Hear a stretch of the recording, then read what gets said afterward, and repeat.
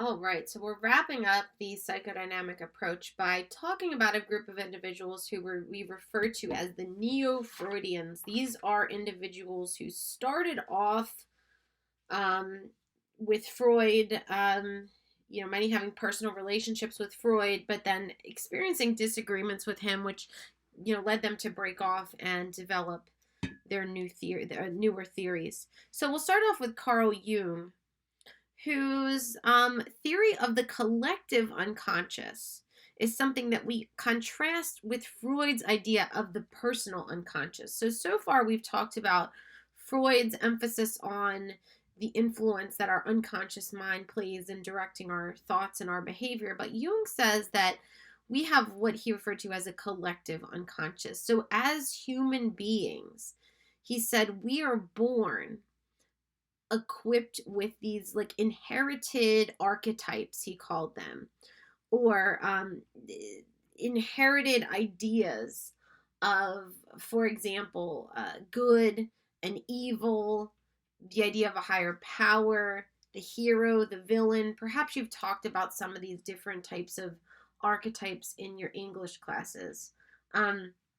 Now, modern psychologists discount this notion that we as human beings inherit any of these types of archetypes, or we don't have these inherited experiences, though perhaps our experiences as humans do leave what we call epigenetic marks that can affect gene expression in subsequent generations.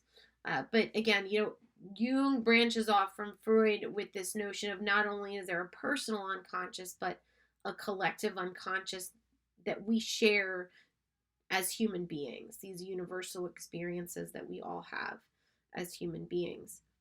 Karen Horney, we refer to as like the feminist voice in psychodynamic psychology. So whereas Freud, very much like discounted and de-emphasized the role of women, Horney was there to talk about the importance of women, and emphasize the way that relationships shape personality.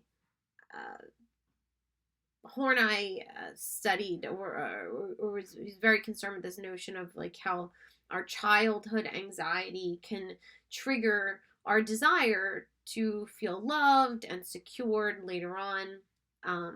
Again, like opposed a lot of Freud's assertions about women, particularly where he said that women have what's called penis envy. And so we know her for being kind of this feminist voice within the psychodynamic school. And finally, Alfred Adler is where we get the notion of, or the idea of, an inferiority complex.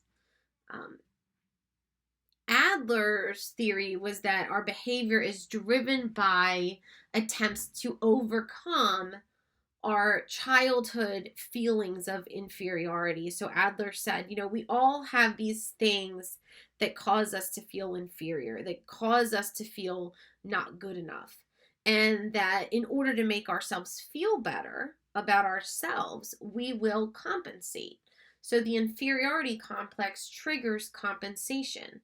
And that can go one of two ways. It could, compensation can come in the form of us bringing ourselves up, improving ourselves, or sometimes tearing other people down. And oftentimes, unfortunately, we will compensate by tearing other people down.